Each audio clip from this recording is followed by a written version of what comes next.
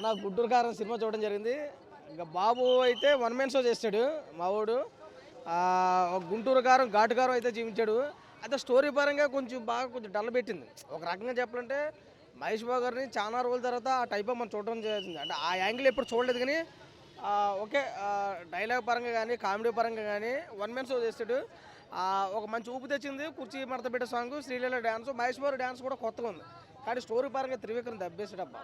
నేను చాలా ఇంట్రెస్టింగ్గా వచ్చే సినిమాకి ఏదో చెప్దాం అనుకున్నాను కానీ చూసిన తర్వాత కొంచెం డల్ పెట్టింది. కానీ ఒక రకంగా చెప్పాలంటే పర్వాలేదు, పండగ ఆడుతుంది కాబట్టి సినిమా మరి సూపర్ హిట్ బ్లాక్ బాస్టర్ అనుకోవడానికి అయితే లేదు. కానీ బాబు గారి సినిమా పర్లేదు, బాగుంది సినిమా, చూడవచ్చు.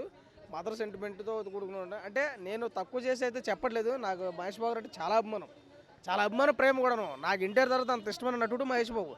అలాంటి అయిన సినిమా నేను ఎలా చెప్పడం అన్నది నాకే నచ్చట్లేదు. కానీ స్టోరీ పరంగా అంతలా ఉంది.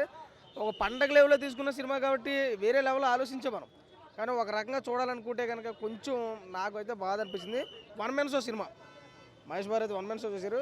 పర్లేదు, పండగ టైం కంటే ఆడుకుంటుంది సినిమా, చూడండి, అందరికీ నచ్చుతుంది సినిమా. అయితే కామెడీ టైమింగ్ అయితే మాత్రం చాలా బాగుంది సినిమాకి. మంచి ప్లస్ మహేష్ బాబు గారు కామెడీ టైమింగ్, ఒక సైనికుడు సినిమాలో మన కలేజా సినిమాలో మనం చూసినప్పుడు ఎంత కామెడీ ఉందో దానికి డబుల్ ఇంపాక్ట్ అయితే ఉంది. కాబట్టి ఓకే, ఒక రకంగా అయితే బాగుంది సినిమా. ప్రతి ఒక్కరు చూడండి, సంక్రాంతి కాబట్టి అందరికీ నచ్చుతుంది. Happy Sankranti. Thank you so much.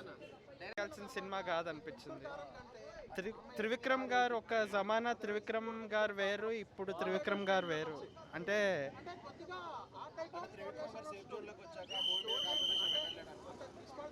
Safe zone అని కాదు, వాళ్ళకి అలాంటి ఒక స్టార్ హీరోని పెట్టుకుని చేసుకుంటే ఒక మినిమం గ్యారంటీ ఫిలిం అన్న కాన్ఫిడెన్స్లో ఉన్నారేమో. కానీ ఇది మహేష్ బాబు త్రివిక్రమ్ గారు కలిసి చేయాల్సిన సినిమా కాదనిపించింది. అంటే మహేష్ బాబు త్రివిక్రమ్ గారి లాస్ట్ ఫిలిమ్స్ అతడు, కలేజా లాంటి సినిమాల తర్వాత గుంటూరు కారం పడడం అనేది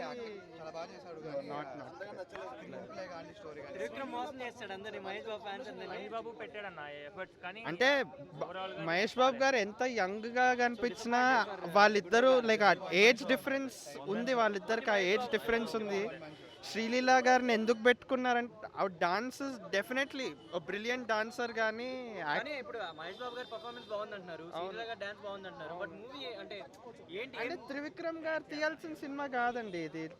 త్రివిక్రమ్ గారి ప్రీవియస్ రైటింగ్ చూసుకుని ఇప్పటికి చూసుకుంటే పడిపోయింది అనిపించింది. ప్రీవియస్ వే కలిపి మళ్ళీ తీసాడని అంటున్నారు కదా. మరి ప్రీవియస్ కలిసి తీసారంటే ఏమో అసలు వాళ్ళు తీయాల్సిన సినిమానే కాదు ఇది. అతడు, కలేజా లాంటి కాంబినేషన్స్ తర్వాత గుంటూరు కారం రావడం అనేది ఐ డోంట్ నో.